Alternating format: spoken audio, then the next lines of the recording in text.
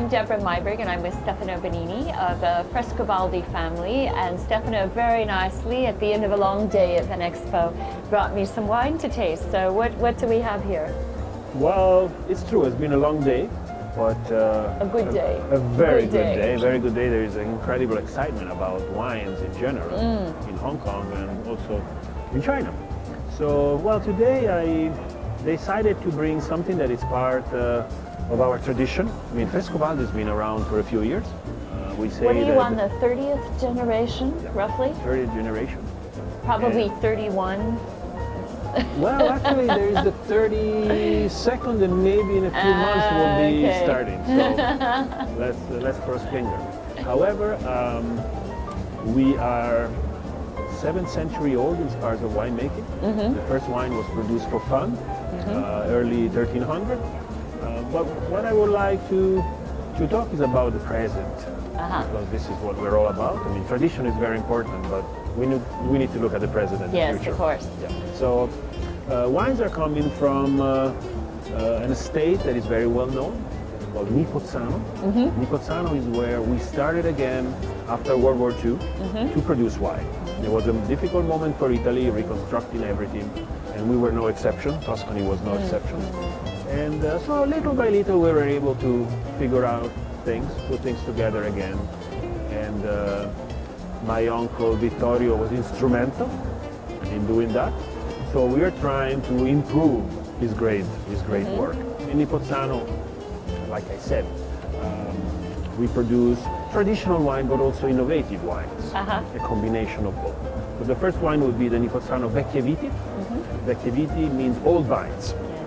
So we want to go back to our roots and rediscover grape varieties which in the last few years were a bit abandoned.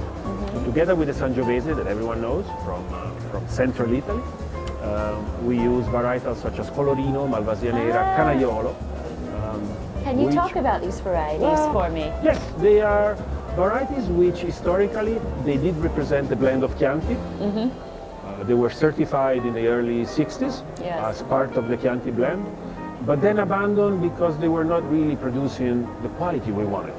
So in recent years, Sangiovese was always used with either Cabernet Sauvignon, a little bit of Merlot, some Syrah in some cases. And we decided, because these old vines that we have, about 40 years old, they are really giving us some exciting products. And this is why 2 years ago we decided to put this wine together, Nipozzano from the old vines, so Nipozzano Vecchie Viti, simple, very simple. So just about those varieties, could you explain the characteristic of each of the three? The characteristic, I think they give freshness to the wine. One by one, can you explain the difference? Yes. Yeah, thank you. Canaiolo could be a little bit rough. Okay? So when the Sangiovese is very ripe and is nicely developed, produces a wine that has finesse. With Canaiolo you give a little bit of grip. With the Malvasia Nera you add a bit of freshness. With the Colorino, just the name itself, it's color. The color. Okay? Because is that the Sangiovese doesn't have too Tintoulier? much. Is that a grape that's red on the inside?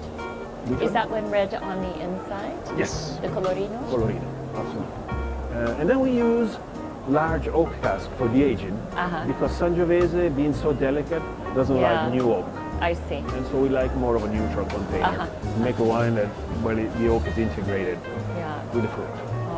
And do you see more work ahead with some of the indigenous varieties? Do you think the family will be exploring and working with some of these almost lost varieties of the region?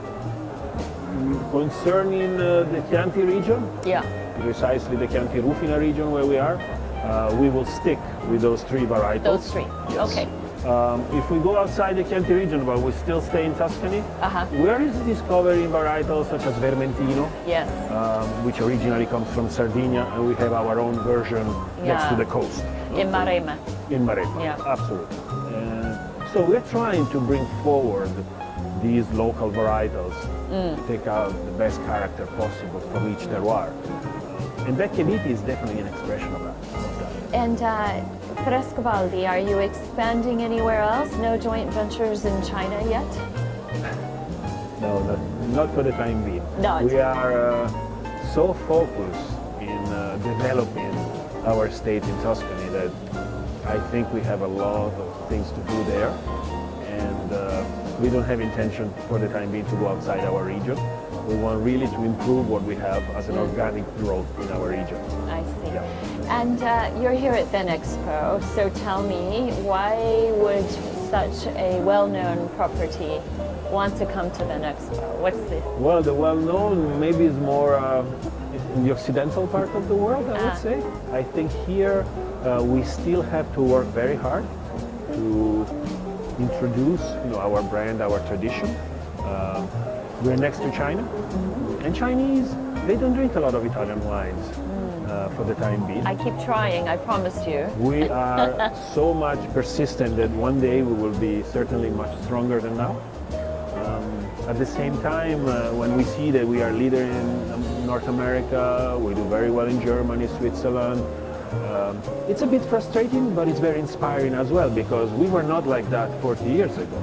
Yes. We were selling very inexpensive wines, and now we became a bit more fashionable. So I think we can do the same type of results with a good work over time with our wines, the Toscana in general, Piedmont, and this is why we come here. It's my first time to participate to this fair. It's been a fantastic experience.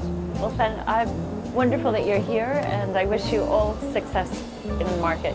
Grazie mille. Grazie mille.